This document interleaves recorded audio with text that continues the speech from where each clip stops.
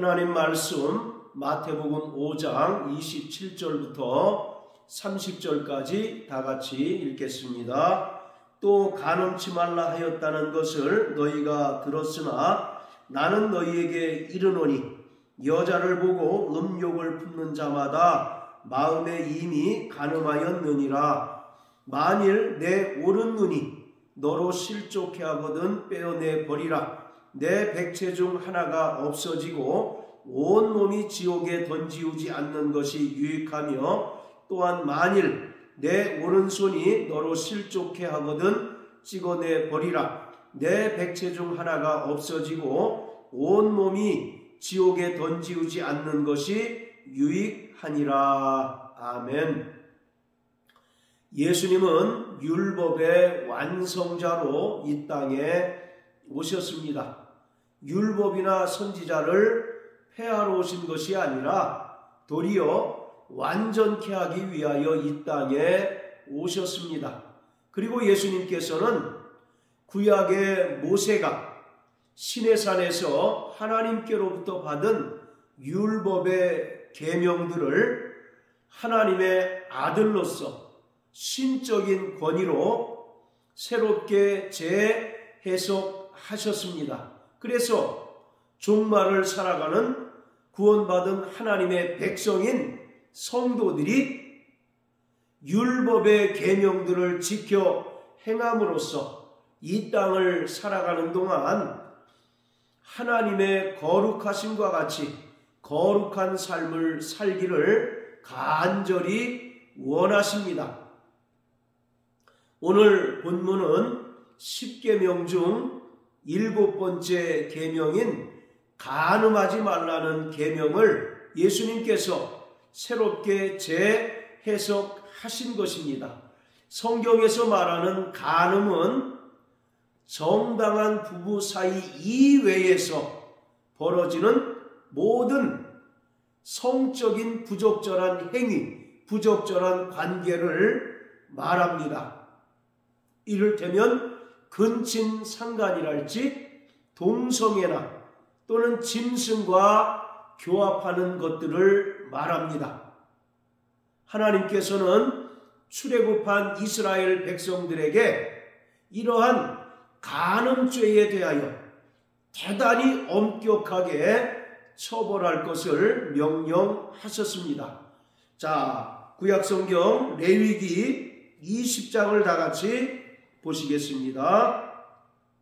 20장 10절부터 16절까지입니다. 누구든지 남의 아내와 간음하는 자, 곧 그 이웃의 아내와 간음하는 자는 그 간부와 음부를 반드시 죽일지니라. 누구든지 그 계모와 동침하는 자는 그 아비의 하체를 범하였은즉 둘 다 반드시 죽일지니 그 피가 자기에게로 돌아가리라. 누구든지 그 자부와 동침하거든 둘 다 반드시 죽일지니 그들이 가증한 일을 행하였음이라.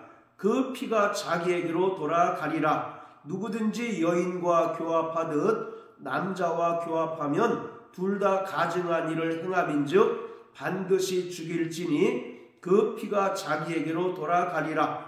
누구든지 아내와 그 장모를 아울러 취하면 악행인즉 그와 그들을 함께 불사를 지니 이는 너희 중에 악행이 없게 하려 함이니라. 남자가 짐승과 교합하면 반드시 죽이고 너희는 그 짐승도 죽일 것이며, 여자가 짐승에게 가까이 하며 교합하거든 너는 여자와 짐승을 죽이되 이들을 반드시 죽일지니 그 피가 자기에게로 돌아가리라.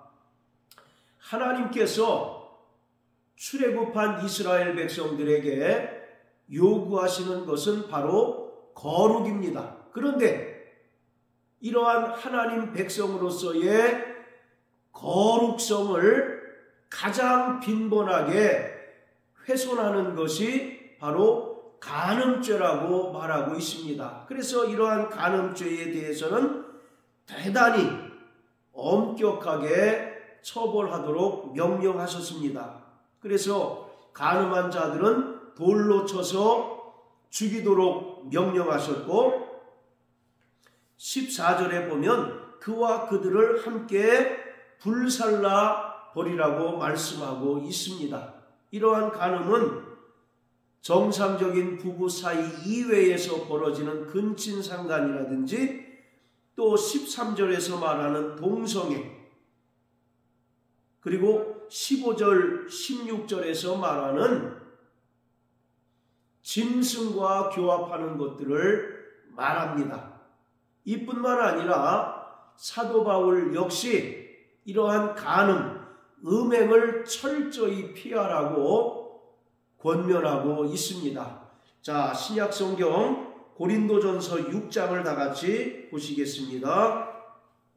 고린도전서 6장 18절부터 20절까지입니다.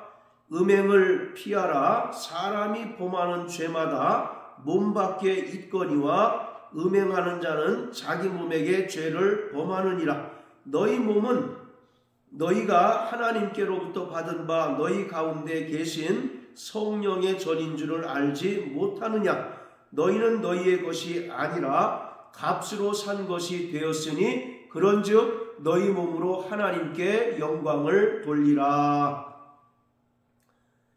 18절에 보면 사람이 범하는 죄마다 몸 밖에 있는데 음행하는 죄는 자기 몸에게 죄를 범한다라고 말합니다. 이것은 바로 이 음행죄는 인간의 전 인격을 철저하게 파괴하는 죄라는 것을 말합니다.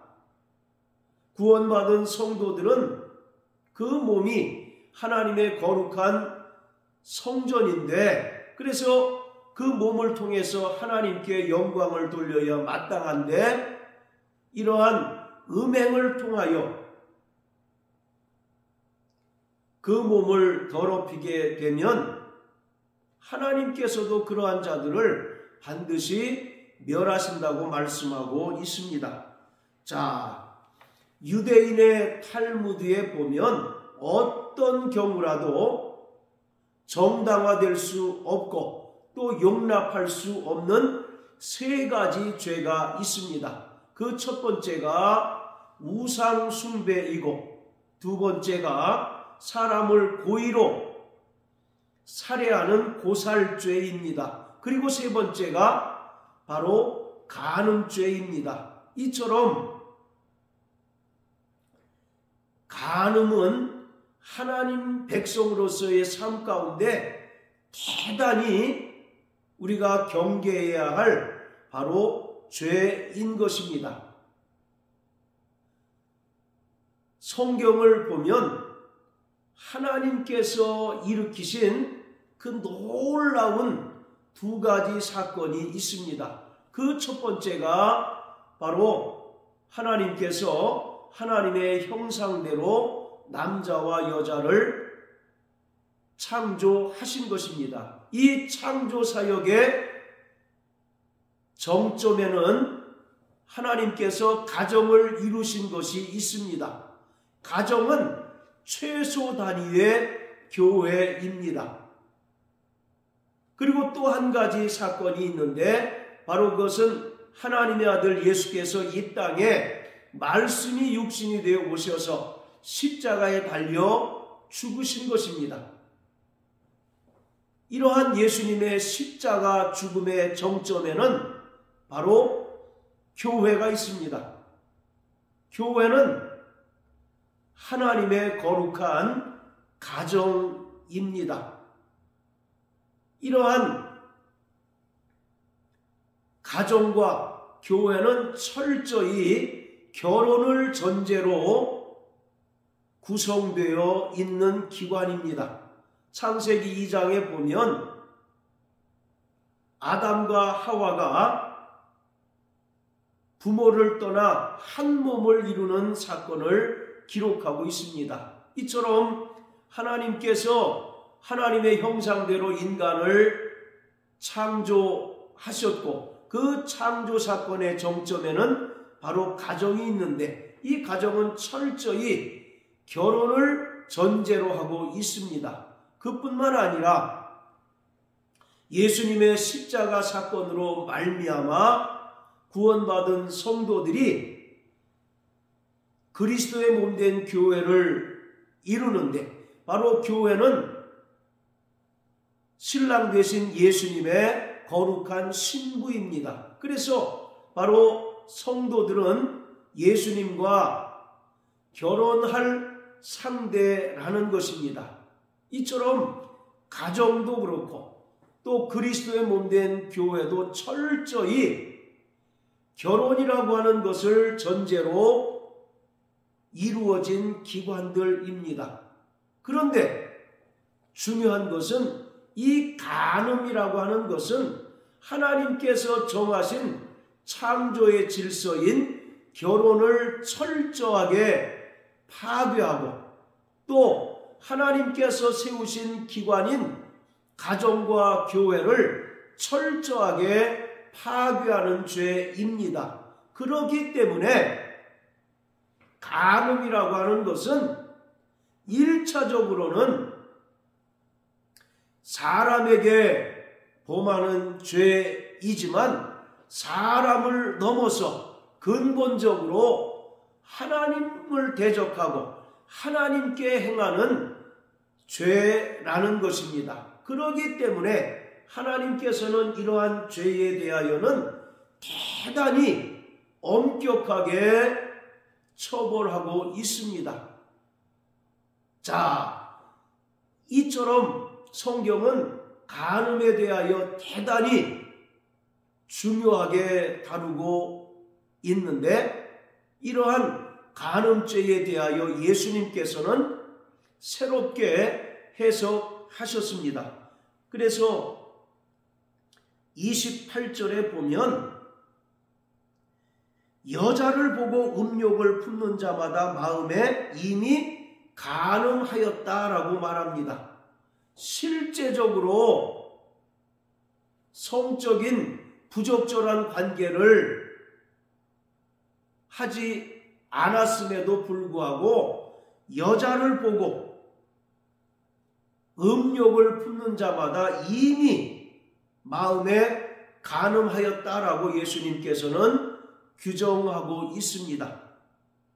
21절부터 22절까지의 말씀을 통해서 비록 직접적으로 사람을 죽이지 않았다 할지라도 마음에 분노가 차고 또 형제에 대하여 라가라 하고 미련한 놈이라 하는 자는 이미 그 형제를 죽인 것과 다름이 없다라고 말씀하신 예수님께서 이번에는 직접적으로 간음을 하지 않았다 할지라도 그 마음에 음욕을 품은 자는 이미 간음한 자다라고 말씀하고 있습니다. 그렇기 때문에 이 말씀에 자유로울 자가 단 한 명도 없다는 사실을 우리는 분명하게 알 수가 있습니다. 내가 직접적으로 간음을 저지르지 않았다 할지라도 여자를 보고 음심이 차오르고 또 음욕을 품는 자마다 이미 간음을 하였기 때문에 이 세상에 어떤 사람이라 할지라도 간음에 대하여 자유로울 수 없고 이 간음죄로부터 벗어날 수 있는 사람이 아무도 없다는 것을 분명하게 말씀하고 있습니다. 그렇기 때문에 우리는 늘 예수님의 보혈을 의지하고 회개하고 또 주님의 은혜만을 의지하며 살아가는 자가 되어야 합니다. 구원받은 성도라 할지라도 우리가 본질적으로 하나님의 자녀로 변화되었지만 여전히 육체라고 하는 연약한 존재를 가지고 있기 때문에 우리 육체 안에는 끊임없이 죄성이 들끓고 있습니다. 그러기 때문에 우리는 한편으로는 구원받은 하나님의 백성이요, 또 천국 백성으로 살아가지만 또 한편으로는 여전히 죄성을 가지고 또 음욕을 품고 간음을 할 수밖에 없는 죄인일 수밖에 없다는 것입니다. 그렇기 때문에 예수님께서 계속 살인을 말씀하시고 또 간음을 말씀하시고 그 뒤에 보면 여러 계명들을 말씀하시는 것은 근본적으로 인간은 죄로부터 완벽하게 자유로울 수 없다는 것을 말하고 있습니다.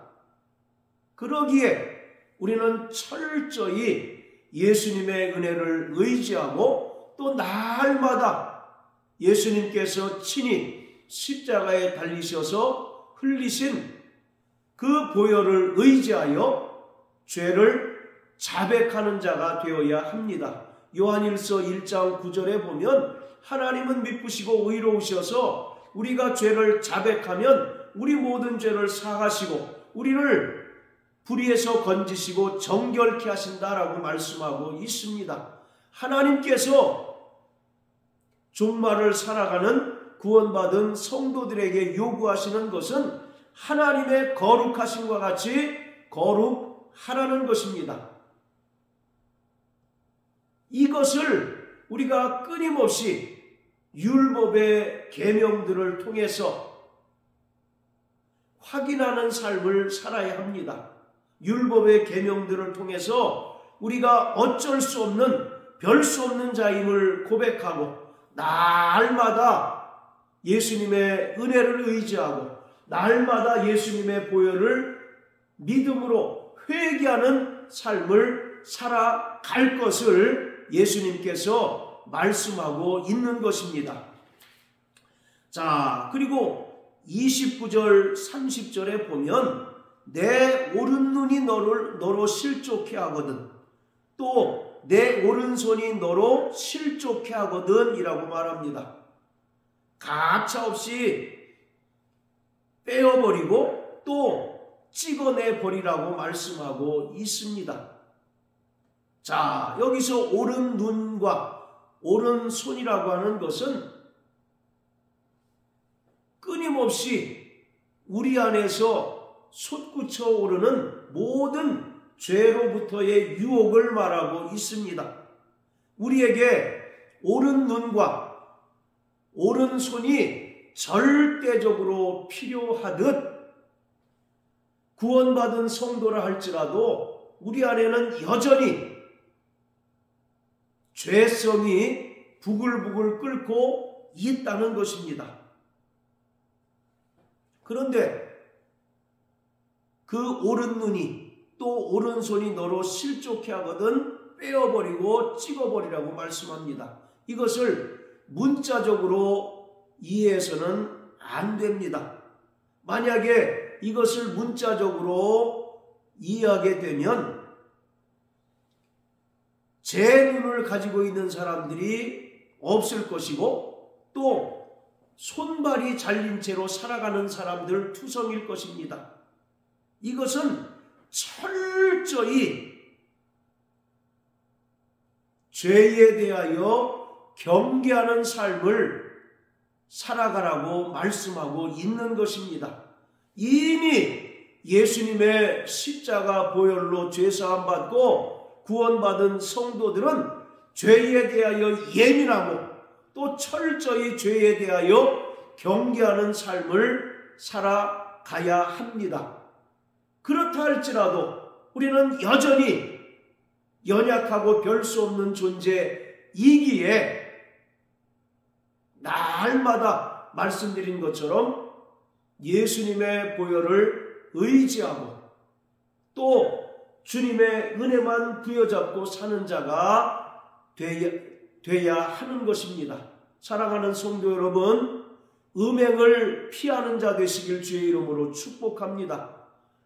고린도전서 6장 18절에서 바울이 말한 것처럼 모든 죄는 몸 밖에 있지만 바로 음행은 자기 몸에게 범하는 죄입니다. 이 음행, 간음은 우리의 전 인격을 파괴하고 거룩한 하나님의 성전된 우리를 더럽게 함으로써 하나님께로부터 멸망당하게 만드는 죄입니다. 그러므로 음행죄를 철저히 경계하고 또 이러한 죄를 저지르지 않는 자 되시길 예수님 이름으로 축복합니다. 그리고 우리 안에 있는 음욕을 품는 것에 대하여는 날마다 회개하는 자 되시기를 바랍니다. 이것은 어느 누구도 예외일 수 없고 어느 누구도 자유로울 수 없습니다. 그러기에 우리가 할 수 있는 것은 20절에서 말하는 것처럼 너희 의가 서기관과 바리새인보다 더 낫지 못하면 결단코 천국에 들어가지 못한다. 우리가 어떻게 서기관과 바리새인보다 의로워질 수 있습니까? 그것은 오직 한 가지 방법밖에 없는데 율법 외에 나타난 또 다른 의가 되시는 예수님을 붙들고 예수님께서 십자가에 달리셔서 흘리신 그 피를 의지하여 날마다 회개하는 것밖에 없는 것입니다. 일평생 음행을 피하는 자 되시길 예수 이름으로 축복합니다. 그리고 날마다 예수님께서 우리에게 베풀어 주신 그 은혜를 의지하고 또 예수님의 보혈을 의지하여 회개하여 하나님의 거룩하심과 같이 거룩한 삶을 살아가는 저와 여러분들 되시길 예수 이름으로 축복합니다. 할렐루야.